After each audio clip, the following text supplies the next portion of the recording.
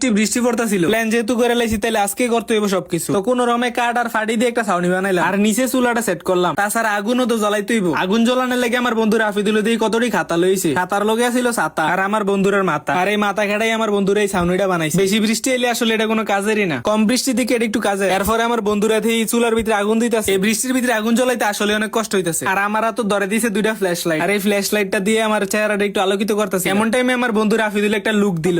Blogger আমরা ভুলে গেছে আমার মা গো, ভুলে গেছে আমার মা গো, ভুলে গেছে আমার মা গো।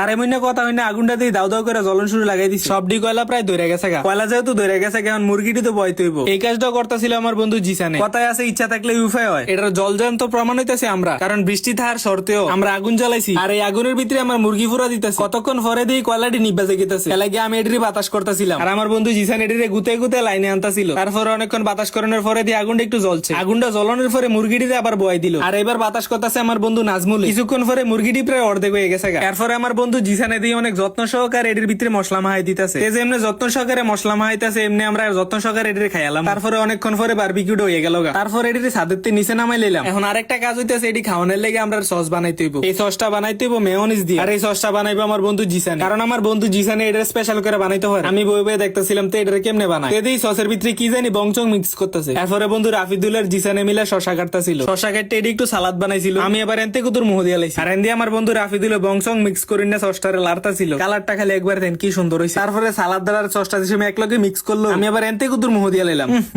সেই মজা হইছে, ফ্যান্টাস্টিক। অন্যদিক দিয়ে আমার বন্ধু জিসানে আবার একটু গ্রেভি বানাইছিল। গ্রেভি বলতে টমেটো দিয়ে একটা তরকারি আর কি, কিন্তু এই গ্রেভিটাও ছিল একবার এস্থেটিক। সবার শেষে আমরা খাওয়ানোর লেগে বয়ে লাইলাম। খাইতো বয়ে তো সবাই খুশি, কারণ এই বারবিকিউটা বানাইতে সবাই অনেক কষ্ট করছে। আর সবচেয়ে বেশি কষ্ট করছে আমার বন্ধু জিসান। আমার বন্ধুটি কি পরিমাণে লাদান দেখেন। হেন্দি আমার বন্ধু জিসানে সস সার্ভ করতেছে, হেন্দিয়া লাদান দিয়ে অর্ধেকটি খেয়ে শেষ করে লাইছে। তারপরে সবাই যে সময় খাইতে বইছে আমার বন্ধু জিসানের ফাইলে একটু চাইলা। সারাটা দিন কষ্ট করে কি পরিমাণে তৃপ্তি সহকারে খাইতেছে, এইটা দেখার পর আমার জিভে জল চলে আসলো। তারপর আমি লেগ পিসটা হাতে নিয়ে একটা কামড় বসিয়ে দিলাম।